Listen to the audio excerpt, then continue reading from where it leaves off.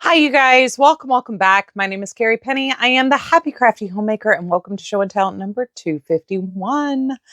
So, I'm going to be honest, my brain's about as sharp as the backside of a spoon. I have tried to film this video 3 times already, and I am going to be honest, I'm on the struggle bus. So, I'm going to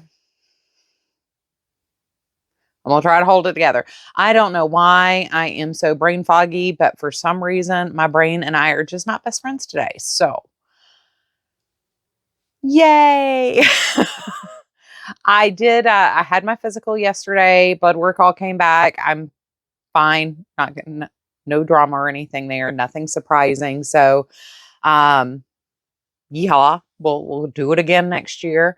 It was just as busy this week as I thought it was going to be, except instead of having a hair appointment, a physical, and company and everything, I had company, the physical, and Troy was sick all week. So I did cancel my hair appointment just because I didn't know if I was going to get sick in that time or not. I did keep my doctor's appointment though. So I didn't want to infect my hairstylist though right before Christmas. She has 2 little kids and that would just be unfair. But so far I'm good. I just, for some reason this morning, I've been fine all week. And then today my brain is just like, oh no, I'm not doing it. I'm not going to work. No, you can't make me. So anyway, I have a basket of stuff here. Hopefully everything is back in the basket of stuff here. So we have WIPs to talk about. We have some Happy Mail to talk about. We have FOs to talk about. And we have 2 acquisitions to talk about. And one of the acquisitions comes with the story, as well as talking about things that we have been watching here. So I think it might be the allergy medicine. My allergies have been crazy this winter. Starting about the 2nd week of November, I think it could just be the allergy medicine, but anywho, it's neither here nor there. So my first WIP I have is my half circle shawl. Last time you guys saw it, I was about 2 inches shorter than I am now. I stuck a piece of yarn in here for a marker. So this is what I've worked on in the last 2 weeks. Like I said, this was just kind of a thing that I started when we had family living here with us, staying here with us, because I needed something mindless that I could work on, but I wanted to work on something. So this is holding 1 cake of mandala and ever after and a skein of Premier Fable and Snow White together. And as suspected, once I added the extra green, the next cake came in with the green. Everything looks very super cohesive again. So I'm very happy with how this is turning out. This is a 9-panel shawl. So it's got a nice little wrap to it. I do want to use at least 2 cakes. I mean, that's still fairly short on the arms here. I mean, it's enough to throw over your shoulders to keep you warm, but I would like to get it, maybe mid forearm before I end it. So, and part of it is I just have a lot of the yarn. So let's use as much of the yarn as we can. And then the scraps for this will once again go into the corner to corner blanket that I'm using with my DK weight scraps. So there is that project. I also started a project using my Christmas Eve cast on from Hypnotic Yarns from last year. It is the Wolf and Fawn Knits, a random act of kindness shawl. So that is what it is going to look like. I did start this morning though, so there's not a whole lot of progress on this.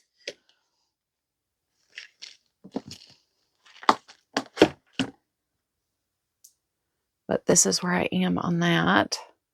And to me, this is the Rustic Christmas color set that Cheryl dyed last year.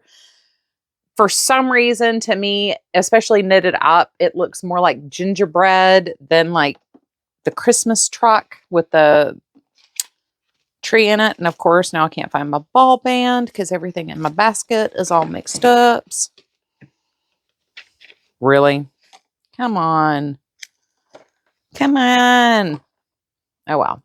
And this is a skein from Precious, or Skein Cozy from Precious Little Knits. So anyway, I did get that started, and it kind of perfectly goes into my whole philosophy of why I wanted to do the first make-along for 2025 and the 12 months of make-alongs. I wanted it to be use the good yarn so you can, like, you know, indulge yourself a little bit after the holidays. So this is kind of like my little indulgence a little bit early. I'm kind of excited about it. So those are my 2 WIPs that I have. FOs, I did finish another corner to corner square using my worsted weight acrylic scraps. And I did not intend this to look like Jane's hat from Firefly. It just kind of panned out that way. I was like, ooh, this all looks like fiery and warm tones. Let's do another warm tone color. And then I had the red scrap. And so we ended up with Jane's hat. So that'll be a square when it goes into the blanket that I'll be giggling about until I donate that blanket as well. Because that's how my brain works. I did make 3 more of the Harmony hats from 5 Little Monsters. And once again, all the patterns I mentioned will be in the description box down below. But this is the 3 to 6 month size. And then this one is 3 to 6 months, and then 3 to 6 months. And then this one is the 6 to 12 month size. So we've got 3 more baby hats to donate. My goal with this, as well as the hats and scarves, is to do 3 a month. So I've got 4 done for the month of December. I would still like to go back and do 5 for November as well. So this is kind of like my car crochet project, but with Troy getting sick, we didn't really go anywhere over the weekend. So I didn't get my car crochet done much, but I did still manage to get the 3 hats done. So I'm okay with that. Next up, we have the Island Hat and Cowl set. This pattern is from Hedgehog Fibers. Y'all saw the hat originally when I did my Premier Spice Shop review. This is the colorway Lavender. I now have the cowl finished. So for the cowl, I did add 5 rows of knit 1, purl 1 rib to the top and bottom, as well as I did 7 repeats of the stitch pattern instead of the 4 that the pattern suggests or as written. So I did extend the length of this just, well, almost double. I think my yarn is thinner than the Hedgehog Fiber bulky yarn is. Like I said, when I reviewed this yarn, it is a chunky weight yarn, but it's very light and lofty. So I didn't feel like that was going to quite be long enough for a nice warm cowl for somebody in the Midwest. So I did want to extend that just a little bit. So I still need to block my niece's sweater, but as soon as that's blocked, I can drop these in the post for my sister-in-law and my niece, and they will be a little bit warmer. Unfortunately, this year my brother's getting nothing. These aren't Christmas gifts. These are just because. I was reviewing the yarn and I was like, hey, I think my sister-in-law would look really nice in this. I wonder if she'd like it. And then I just wanted to make a baby sweater. So that's kind of what happened with that. Now, I do have a big FO, and we'll pause and like do a try on and everything else so you can see the whole thing, but she's done. I'm very happy with how this turned out. I still need to work on blocking for drape of the yarn because it is acrylic. It is very like thick, heavy, and husky. But I did finish my granny square sweater. My sleeves are done. Everything is closed up. I am so glad so many of you guys had the same thought I did, which was doing a triangle to close up the gap where I dropped down a square. But what I decided to do is I made a triangle granny. And that perfectly closed up the gap here without creating a huge pucker that close to my wrist. I think if I had decreased up here, I could have hidden the pucker. But because I wanted to decrease down here, it was too much. So the sleeves are longer than I originally wanted them to be, and they are still wider open at the cuff than I would have originally preferred. So I think for the other one, I might do 4 decrease, 3 decrease, because I think 2 will actually be more than enough to get around my tiny wrist, but I still need to get over my husky forearm. So we'll do try-ons, and it'll be the same thing with this one as we will do trial and error. But to close the cuff, I did the same thing. I did a half double crochet followed by third loop half double crochets. So we have the same texture here at the cuff as we do around the collar and at the bottom band of this. So I am very happy with how this turned out. So I'm going to go do a little try on for you guys so y'all can see what this looks like all together. Okay, you guys, so here we are. Forgive where I'm about to hit the mic, but so like I said, last week, we're deep enough here where I can use a shawl pin to close it if I want to. I did want to show you guys how that slope looks on the sleeve. So it's a nice, gentle grade up there. You can see where it is, but it's not obvious. We are, below the tuchus, which was the goal. We're not riding up really far in the front. I did have to spend a little extra time trying to block all this down in this motion.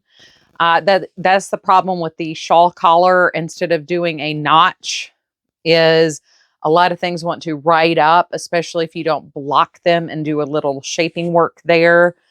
But overall, I am incredibly impressed with how this turned out.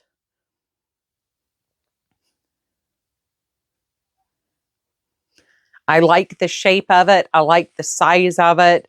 The sleeve, I could definitely decrease to 3 much sooner. My arm's not quite that big, but I do need, this is a playing with it as I go method, not a pattern.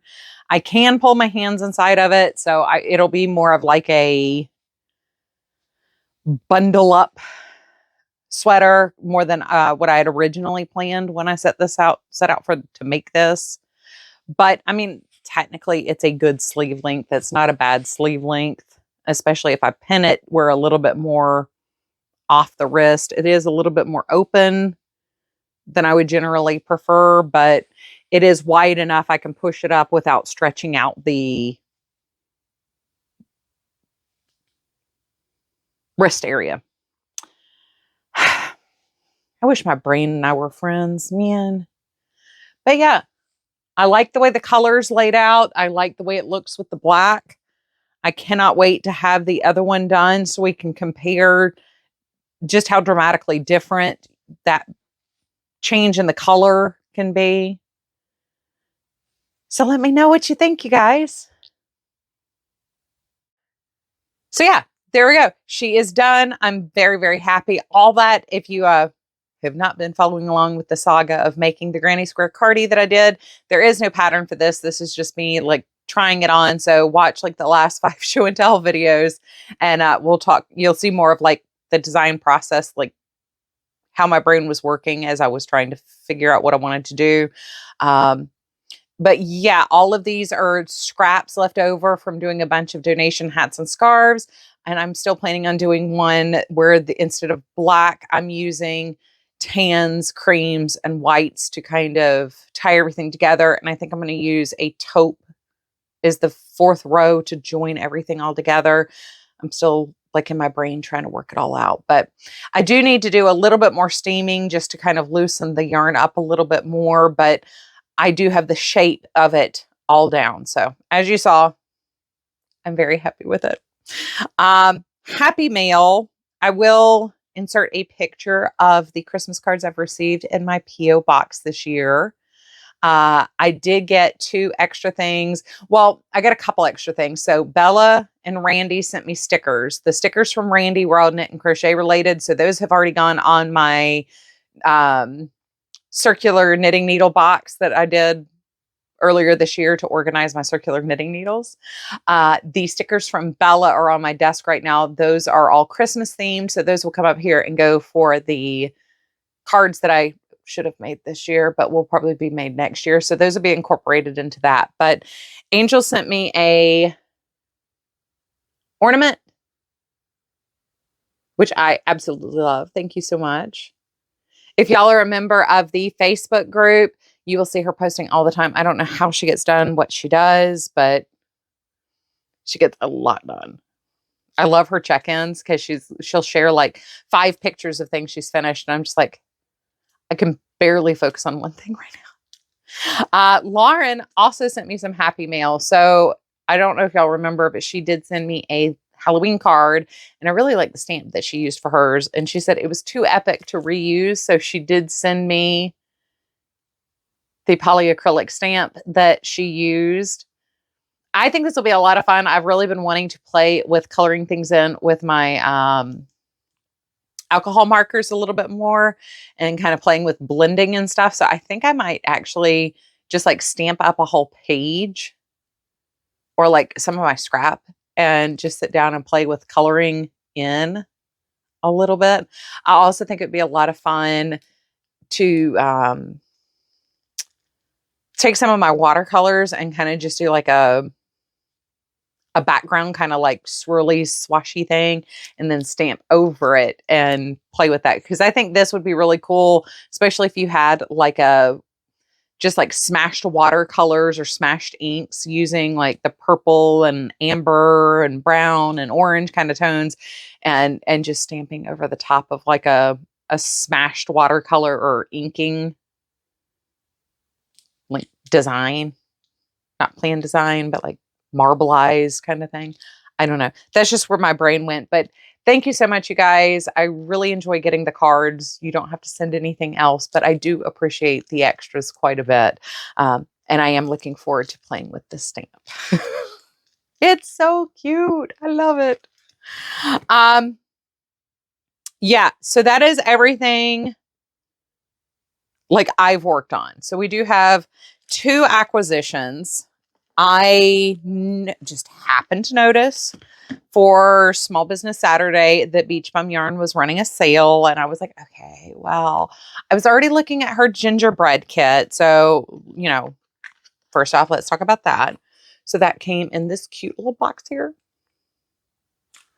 And it has a heart-shaped marker down in the bottom. Poof.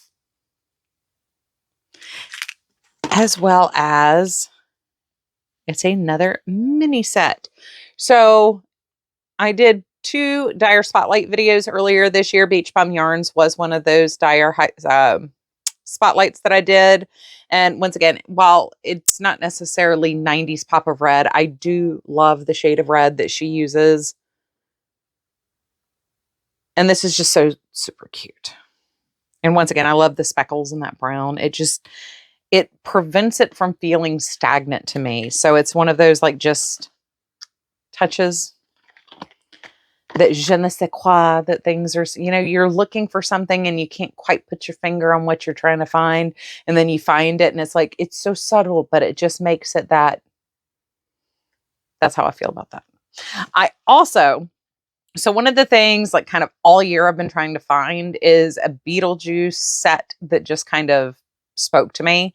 A lot of them have been mini sets or a full-size skein with like just solid minis. And I really like Beach Bum's set. So number one, there's a little tonal to the minis. It's really showing up in the purple here, but I really like the half and half skein. I like the half black, half white skein. For some reason, to me, that just, I think the way my brain thinks that's going to work up, I really like that. I think I like this. So that's what I went with. It could be a shawl. It could be socks. I'm not sure yet, but I'm really excited about this. I was very, very excited to find it. And yeah, so I finally have a Beetlejuice sock set or yarn set in general. It didn't even have to be sock yarn. I was just kind of looking for something. Finally, in the yarny conversation here. So a couple weeks ago, I got really excited. I found a Regia sock yarn that I really wanted. A lot of times with Regia and Opal sock yarns, the pattern just doesn't speak to me. There's nothing wrong with them. They make beautiful socks. The yarn is fantastic, but a lot of their patterns just aren't like what I'm looking for. But for some reason, I accidentally came across this skein of yarn. The colorway is Linser Tort. And I was so excited. I was like, I have to have this. So I spent 3 hours looking for this yarn. Could not find it. I found one place that had it in stock, and it was going to be $90 to ship it to me from Europe. And I was like, yeah, I want it, but I don't $90 want it. And they didn't have like any option of like, you know, buy $100, get free shipping or reduce shipping or flat rate shipping or anything like that. So I was like, yeah, no. Then like on like page 25 of the Google search, I finally came across this LYS in Pittsburgh, and they said they had it in stock. So I was super excited. They actually had the Linser Tort as well as the other one that I was looking for in stock. And I was like, perfect. I think it was called like, I think the collection was like Candy. So I was like, excellent. So I put those in the cart, and then I happened to notice that they had some West Yorkshire Spinners yarns, right? Yes. West Yorkshire Spinner yarns in a Christmas theme as well. One of the things I've been looking for are Christmas sock yarns because I want to make Christmas socks next year. And I was like, perfect. So I ordered the 2 skeins of Regia that I really, really wanted. And I opportunistically grabbed the 2 skeins of the West Yorkshire Spinners that I liked. Then I get an email the next week that says, unfortunately, these 2 skeins of Regia look like they've walked out of the shop without coming through the POS system. And I was like, of course. That's just how that goes. I don't frequently like an opal or a Regia yarn, but when I find one I do like, I can never get my hands on it. I don't know why. I must just really love like some of their more popular things. I know they're on shorter runs. It is harder to get in the States. It's more expensive in the States, but still, this is the story of my crafty journey using opal and Regia yarn. It just doesn't happen because the ones I really want, I can't get my hands on. So anyway, they were still sending the West Yorkshire Spinner yarns, which does give me 2 Christmas yarns to work with this coming year. So I'm perfectly fine with that. But I was a little like, really? I was texting my friend Erica. I'm like, why does this always happen? Why? Because it's either like $80 shipping or nobody has it in stock. It's already sold out. So anyway, this is West Yorkshire Spinner's Signature. I have one in regular signature and one in sparkle. These are 75-25 wool nylon. This one has 2% polyester as well. The recommended needle size is a US 3, which is a 3.25 millimeter. Same thing. US 3 hook, 3.25 millimeter. 400 meters, 437 yards, 100 grams. This color is Yuletide, and that is a gold metallic sparkle in there. And it's kind of like the Stellina sparkle where it's like interspersed. It's not like a hard band spun around it. Those kind of drive me crazy a little bit. And this one is candy cane. I did find gingerbread, which it is on its way to me, which should bring me up to what I'm looking for Christmas socks for 2025. I was hoping to do one a week in the month of July because the make along for that month is single skeins. And it fits in with like trying to do Christmas in July and summer sock camp and all that stuff. So I've had a very hard time finding Christmas yarns that I'm excited to work with, as well as Halloween yarns. So I got Sanderson from Knit Picks and I got Buddy from Knit Picks on the Fleechy base. And I'm still struggling to find like things that I'm really excited about. But I do have other fall theme socks that I have like yarn set aside for. But as far as the Christmas stuff, like that's been a lot harder because a lot of the patterns, they're kind of weird. Like the self striping type patterns, they're kind of weird. Some of the colors are just really, I don't know, they're not speaking to me, or the textures that they make are kind of weird. But I do have the Hollyberry Cascade Heritage that I picked up a couple years ago. Now I have the Buddy, and now I have these 2, plus gingerbread is on the way to me. It's sitting in customs, but because I found that with no problem shipping it to the US. Go figure. So,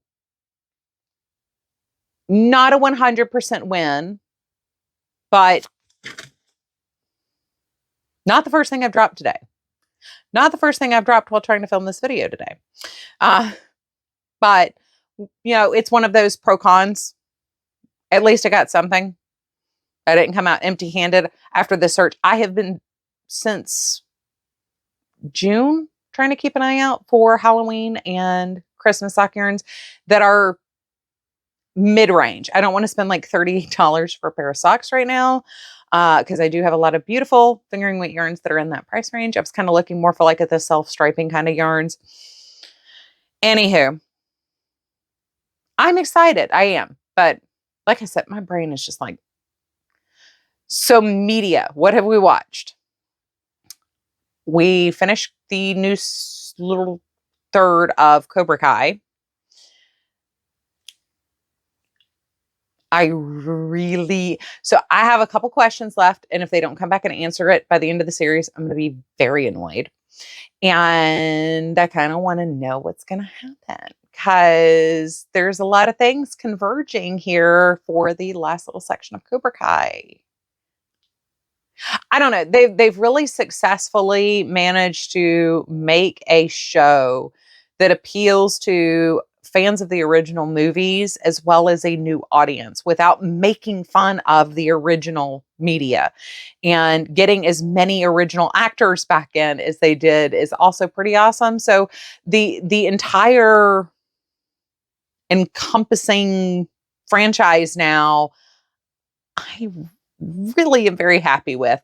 And I've really enjoyed Cobra Kai. It's fun, it's silly, it's a little dramatic, but once again, it just, I don't know, it gets you in the nostalgia feels without like feeling like it's making fun of you at the same time, which can be successful. I mean, the Brady Bunch movie was hilarious, but everything has to be snarky. But yeah, I really have enjoyed Cobra Kai, surprisingly. The other thing I finished was Hysteria on Peacock. So I already have mentioned in a video that Bruce Campbell's in it, and I love Bruce Campbell. I know I'm going to have a good time generally when Bruce Campbell shows up on a show. That is the whole reason why I watched 4.5 seasons worth of Burn Notice. We moved and I kind of lost track of the show, but yeah, so I enjoy the movies and TV shows Bruce Campbell has been on, but I am a Bruce Campbell fan, so there's that. But one of my other favorite, like, hey, it's that guy, guys, is Jeffrey Combs. So I am also a Star Trek fan, and Jeffrey Combs is a brilliant character actor. He really makes genuine something interesting out of what are supposed to be one-off characters. And Star Trek just utilized him so much in the late 90s, early 2000s. I mean, he's like 7 different characters on Deep Space Nine alone. So he also showed up very briefly for an episode, which I kind of got a little bit of a tickle out of. But no, it was fun. I would overall, like, enjoyability, it's definitely an A. It's not, it's a dramedy. So, but it's quirky and weird, and it doesn't take itself seriously type dramedy. It's its unique little subgenre over there on the side. So as far as like overall, I would probably give it a B. I mean, it's 100% watchable for, I would say, 90% of people. I think probably 75% of people who watch it will probably enjoy it quite a bit. The other 25% will have things that they do enjoy about it, but might not be like, yeah, go watch this. But it's a little weird. It's a little funny. It's definitely a lot of tongue-in-cheek stuff. You kind of know what's going to happen with a lot of the plot points before it happens. But there are 2 turns in it where one kind of makes you like, and one just tickles you. So I enjoyed it. I would definitely say if you're kicking back, trying to keep warm, not wanting to go outside while it's cold this winter, and you want to watch something that's a little creepy, a little dramatic, a little like melodrama dramatic, and a little funny, definitely give Hysteria a shot. So, yeah. I don't know. I understand my taste is a little peculiar, but I still really enjoyed it. It was fun to sit there and work on it while I was working on projects. So, anywho, that is all I have for you guys. I'm really sorry for the half dead behind the eyes thing going on. I should have filmed yesterday. I knew I should have done it yesterday, but it is what it is. So, I should have some cat pictures here at the end, as well as the pictures of the Christmas cards up in the kitchen. Otherwise, I love you guys. I hope you are having a wonderful, fantastic day. Please take care of yourselves. Bye, you guys.